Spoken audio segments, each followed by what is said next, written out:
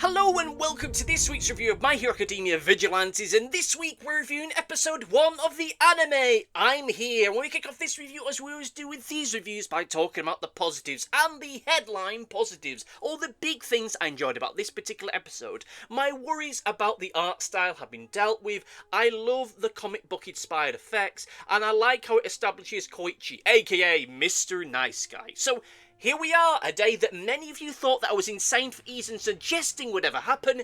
We're here! My Hero Academia Vigilantes has its anime, and we're going to kick off by talking about something that's a little bit more visceral by talking about the art style and the animation. Now, I will be perfectly honest with you, dear listener. I was rather worried about this series when I first started to see the trailers and the promotional artwork, as I felt that it was a little bit too serious for a series like this.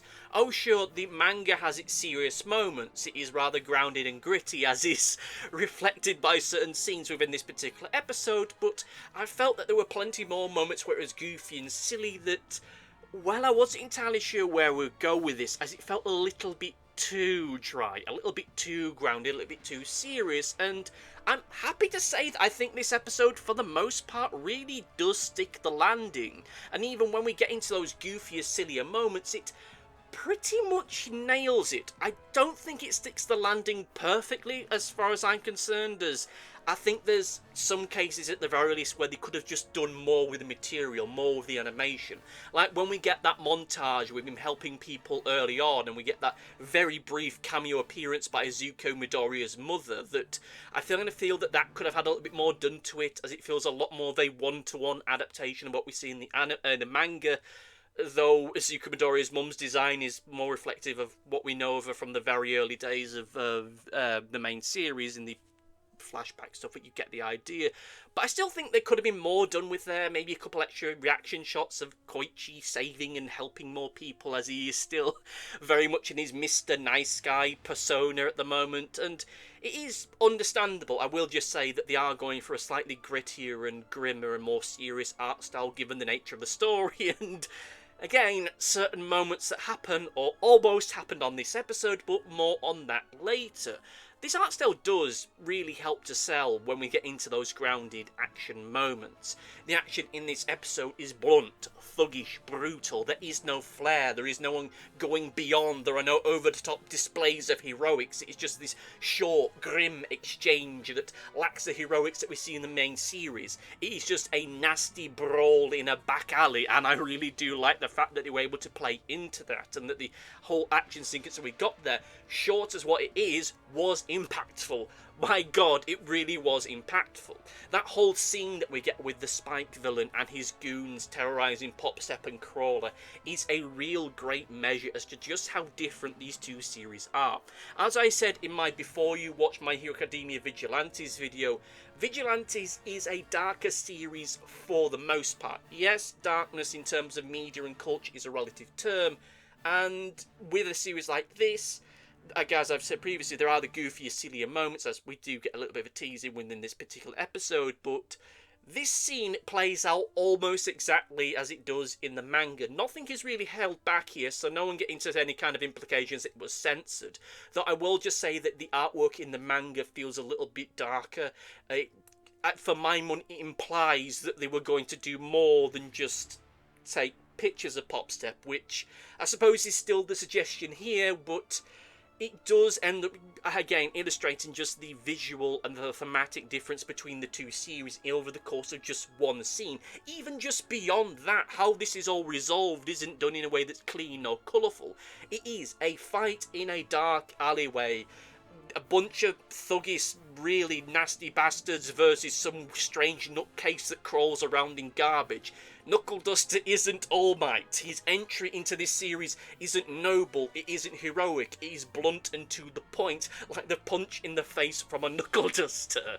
This is all paired off by the integration of those comic book effects, those big onomatopoeia moments when people are getting punched in the face or people are bouncing about all over the place. As I've said in previous videos, as I've said over the past few years, I've always felt that Vigilantes felt like a Japanese take on a traditional American superhero comic book story. And from the opening title sequence, we get that. We get that from that opening sequence all the way through the episode itself, and I really do love that, and I hope this is something that stays all the way through it. I will be honest, I don't think it is always needed in all instances. In the action sequences, when people are using their quirks and their powers, thumbs up, that's great, do more of that stuff. But when you have the moment where Koichi and Knuckle Duster are talking in Koichi's flat, and you have Knuckle Duster ranting and raving, and you just then got the onomatopoeia just saying growling, I don't think we really needed that, particularly bearing in mind that he wasn't growling or grumbling when that happened. I really think it's unnecessary, but for everything else, great. Use those onomatopoeias for stuff that either is to enhance the action that's going on here, or to highlight something that isn't necessarily audible that people might otherwise miss, like if someone is grumbling or muttering, what have you. Like within the main series, when Midori's having his moment where he's muttering and you just have the mutter onomatopoeia thing swirling around him. I really do love that opening action sequence. I will be honest, I don't think I'm totally sold on it, but I really can ride with it. It does, just from the content therein, imply that we are seeing most of the characters from the first 4 volumes to some degree or another. To what ends? Honestly, I'm not sure, because this episode itself does throw a few question marks for people that are familiar with the manga. I'm not going to lean on that too much because I don't want to spoil anything for anyone that's going fresh into this from the anime. But needless to say, this is not a 1-to-1 retelling of the first volume of My Hero Academia Vigilantes. It's not a 1-to-1 retelling of the first episode either. And that is fair and understandable. I had hoped that when there were first rumblings that maybe this was going to get an anime, that there would be more of an attempt to be made to make this work better for television structurally. That it would be more of an attempt to be made to make this work for audiences watching this, whether that be on a Monday evening or a Saturday morning or wherever, that it would do more of an effort to adapt the material rather than just translating it from one medium or another, which, look, I'm not an anime manga person, but from the anime and manga that I've seen, I think that more often than not, the adaptation's a little bit too faithful. This one does change things structurally, and in some regards, it makes sense to me. There's some things I'm not a fan of, which I may well discuss at a later point, but the changes that have happened, I get them. They make sense narratively, particularly bearing in mind that they have an entire finished series now, that as such they can foreshadow and tease things later on in the story that they couldn't do if this was just a adaptation that was going on as the manga itself was still live. They can foreshadow and hint and set up things that might come into play later this season, or maybe in a future season, or years down the line, and it also means you can end an episode like this in a way that's really going to get people talking. So the fact it isn't a 1-to-1 retelling as someone who's a fan of the manga is something that does not offend me. I'm fine with it. I'm just, in some instances, I'm not sure exactly whether all those changes were necessarily needed, but that's something I'll be able to discuss as and when those things develop themselves a little bit more. I do like, however, what they were able to do to establish the cast in this episode, for the most part. I will just say, and I don't want this to become a comparison thing between My Hero Academia and Vigilantes, or Vigilantes versus the anime, but I will just say is that I feel that the first episode of My Hero Academia does a better job of selling Midoriya than this episode does a job in selling Koichi. But with that said, Midoriya's plight is easier to sell. He's a young lad that still has the fire and enthusiasm for being a superhero, but he lacks the means of which to do so. It is a typical thing. Everyone at some point or another has wanted to be a superhero, and that's basically the wish fulfillment fantasy element there. Whether you're a kid watching this, a teenager, an adult, or an oldster. With Koichi, that's a little bit harder to sell because he's just a guy that kind of bungled into the wrong place at the wrong time, and I don't think that enough was done in this episode to really establish him, to give us a sense as to who he really is. We know he wants to be a hero, but at this point we don't know much about him, not in terms of a personality point of view, which I think is the thing that's really needed more than anything else. Naturally, as this series goes on, we're going to get a greater sense of who he is deep down, who he is behind the hoodie, but at least in this moment, we should have got an idea as to who he is in a personality sense of the word but I have no doubt that that will come as we go forward. Now, to a certain degree, you could say that is the same with Popstep and Knuckle Duster, but with Knuckle Duster, he's a very straightforward character, and his motivations in this episode do reflect that. Even if we go by what he's depicted as in this episode, it does everything that it needs to. His presence in this episode really helps to sell the reason as to why people like him exist, why vigilantes like him exist. Because there wasn't a hero here to stop the Spike villain. There was no one there to stop him and his goons about to do what he was going to do to Popstep, so it ended up falling to this weird vigilante to step in and save the day. All Might can't always be there, folks, and it falls to people like Knuckle Duster to clean up the streets. And with Popstep, you can also make the argument, at least retrospect, that at this point she isn't really much of a focus. She is a side character. She's a character, at the very least. You can get the implication that Koichi does have some kind of affection for her, or some admirance for her, or admiration for her, I should say, to use an actual word. Though, you know, I will just say is that, as someone who's a fan of the manga, who is, as you can tell from the reviews I've done for it, a fan of the manga, given what I know of her story and what's coming down the pipeline, there's a moment in this episode which, oh boy, they really did some bloody genius. And those who are aware of this series from the manga, look, you might not have noticed it, but your brain did, and my god, I'm really looking forward to discussing this at a later point. Like, when I can show the workings out here, that's something I'm really looking forward to, but as far as the product itself is concerned, as the story itself is concerned, I did like the fact that we actually got to see her performing, even if it maybe went on a little bit too long for my liking. But the fact that we did see that was great. I will admit that the whole thing with her having a fan club is something I have mixed feelings on, but I suppose that's kind of more reflective of how times have changed. When this series started, influencer culture didn't really exist. Now it does, and Popstep is technically more of an influencer than she is a pop idol, so, you know, that's just the way to things. And, you know, getting a job lot of t-shirts with your name on it isn't that expensive if you want to sell merchandise. Not that it ever was. Well, up until recently, but you get the idea. The fact that we actually see that she has something of a bit of a fan base is understandable. And I know that some people who are fans of the manga will turn around and say that, oh yeah, at this point in the story she had a bigger fan base that I'm giving her credit for. But at the same time, it does feel a little bit odd to see that you already see people there with the t-shirts and such with her name on it, which, okay, I think that's something we needed to build into more maybe, but hey, we'll soon see where all that ends up going. With this being an anime adaptation, to be blunt, there's less room for ambiguity here. As such, you really this anime is able to underline aspects of a character's personality that the manga cannot, and the voice acting is a key aspect of that. I would be blunt, I think that everyone more or less sounds exactly as you'd expect them to do.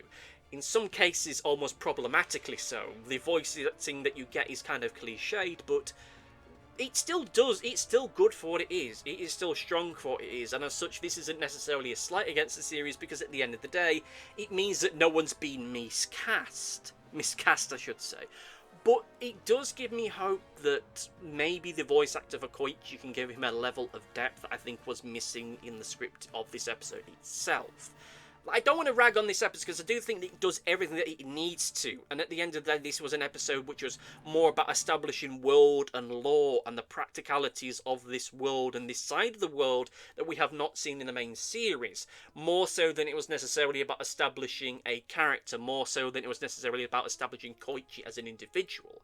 I get that, I understand that, and as such, the voice acting is an opportunity to really sell his character and his personality, which it does to a certain degree, but I think that there was just something missing there, as I think that Koichi as a character needed a little bit more time to just be there, to be present, to be active in the story itself, but that would have required changes to the story itself, and I think that the episode itself does everything it needs to, even if some of the changes and alterations might not necessarily be needed. With that said, let us get into the negatives. And on a similar note, if not an identical one, I'm not sure that the changes to this episode versus its source material were necessarily needed. I'm not going to say what they are due to spoilers, and this is not going to turn into some kind of big ragging thing of, oh no, it's different from the manga, that means it's bad, oh, it's lost in adaptation. I don't care for that shit. What I will just say is that functionally, it does change the order of events slightly, but in a way that might disrupt the rider narrative. I'll just need to end up seeing how it ends up developing. It's hard to discuss it without giving spoilers, but it does kind of feel like a case of, okay, we're doing that now? Okay. Because I thought that with this episode, you could pretty much do the entire thing with Koichi and them in the alleyway and develop his characters as being a whole episode, whereas this one is pretty much covering maybe 2 or 3 episodes worth of the material in one go, which is understandable to a certain degree, and you kind of need to end the episode with a race ahead being there to end up building for a big tease next week, and yeah, it does help to better foreshadow things later on, even though I don't think that explicitly showing something is necessarily foreshadowing, but yeah, it's odd to me. Like, some of the changes that, again, it makes sense for making a television program, but it does feel as though it's trying to pack in a lot into one episode. As such, it makes the pacing feel a tad off. Like, the first half of the episode pretty much is a near one-to-one adaptation of the manga. Then, after a certain point, pretty much from the alleyway, from the finish of the stuff in the alleyway, it starts to take stuff from other episodes, which makes sense when you're for a TV program, but in terms of pacing, it feels odd that you have this moment midway through the episode, regardless of whether or not you know the source material of, oh, these bad guys that were fighting in the alley, now they've got this weird super villain serum, oh, wonder what's going to happen there, and then nothing happens in this episode. Oh, sure, I'm sure it'll definitely happen in the next episode, but it kind of feels like that's the thing you tease at the end of this episode, with them looming down on Crawler or Knuckle Duster or whomever to get the revenge, but that's not what happens, and changing the order of things here feels a little bit odd to me. Feels a little odd. I mean, we'll see how it all hangs together. I'm not going to throw my toys out of the pram, I'm not going to throw a wobble or anything like that, but it feels weird as someone who knows the source material. And again, even without knowing the source material, the fact that they tease the villains getting a superhero serum and then them just disappearing for the remainder of the episode is strange to me. It's really strange to me, but we'll soon see where we go with this. With that said, let us get into the overview and just say that whilst I do, it's hard for me to talk about this because on the one hand, I'm very conscious of the manga, and as such, it's hard to look at it as just its own thing, but even as just its own thing, I think this is a damn solid and a great way to start off this series, though I will admit that there are aspects of it that don't quite land for me. The art style itself is something I think I'm going to need a little bit more time to be warmed over on. I think it's working better than I initially gave it credit for, but structurally this episode feels a little bit strange to me. It feels strange that we have an episode that teases a big twist with its villains that it introduces in this episode, and then does nothing with that at the end of the episode, with the episode only a really end. The episode ends very weirdly. If this is your first time watching anything My Hero Academia related, the tease with Eraserhead makes no fucking sense. Like, as a fan of the main series, you go, oh, it's it's Eraserhead, oh, what's going to happen here? But if you don't know who he is, then there's no tease there. It's just, oh, Knuckle Duster was attacked by some guy with a scarf. Like, it loses its impact. It's incredibly reliant on you knowing the main series. Whereas, I think it had ended with the villains coming back into it in some regard, or teasing their presence, that would have had a little bit more of an impact. But still, it is good for what it is. It is really fantastic for what it is. Now, with all of that said and done, now it's time for Comment Corner! It's time for Comment Corner, reading your comments from the last video connected to Vigilantes, and that was my Before You Watch My Hero Academia Vigilantes video, which, yeah, I think that video worked rather well. Now we can kick off with Big X1 who says, I'm looking forward to the new series. I don't mind if they do the first four volumes, I think they can pull it off, and well, we'll see about that. I'm still a little bit sceptical about it. It does feel as though they're trying to pack in a lot into a very short period of time, but I suppose that depends on how they're doing things. It is clear that they are not adapting this one-to-one and they're making some changes, but we'll see where that goes. Our next comment comes from Kevin Defiance. I apologise if I got that name wrong. Who says, could it be they're doing a continuation project of My Hero Academia of a My Hero Academia 2 like sequel? What if a dark series of like if it was an Apocalypse remake, I don't know, Shippuden, My Fantasy Academia, could be this the next related project that comes next? And maybe, like with My Hero Academia, the main series, I think they're going to put it on a little bit of a break for now. Maybe we'll end up seeing a couple of movies now and again, but I think the main series itself is just going to go quiet. There are a couple spin-offs, otherwise, are still going, I think, which is Team Up Mission and this Skull Briefs thing, which is a more slice-of-life comedy thing, and the Team Up Mission, which is more explicitly action. Whether or not there's going to be a My Hero Academia 2 anytime soon, I don't know, because the series' creator is going off to do a different series. Though, Kev Defiance's suggestions of them doing maybe a what-if post-apocalypse thing of, oh, what if the bad guys win or won, or a shorter scale remake to just combine things, or a fantasy-based spin-off, like inspired by the one of the endings animation sequences there was a few years back. That could be interesting. I mean, the world is open for My Hero Academia to do other things in different territories and with different storylines. It's a very rich environment that could quite easily become many brilliant things. My theory is that they'll just do Vigilantes for about 2 or 3 years, and then they'll get bored of waiting for a sequel series, so they'll just make it and it'll be written by a bunch of corpos, and it won't really have the substance to it. And in the end, it'll kind of feel like what is to My Hero Academia what GT is to Dragon Ball. Just a little bit of this odd thing that doesn't quite have the feel of what it needs, if you get my understanding. But anyway, let me know what you think about this particular episode. Are you liking what you're seeing thus far? Let me know, and you'll be read out in a future video. But between then and now, I'll say thank you all for listening, thank you all for watching, and see you next time. Goodbye! Thanks for watching. Be sure to like, favourite, subscribe, click the bell, and do all the YouTubey stuff that YouTube wants you to do. Go on, it'll do me a power of good. Until next time, my friends, goodbye!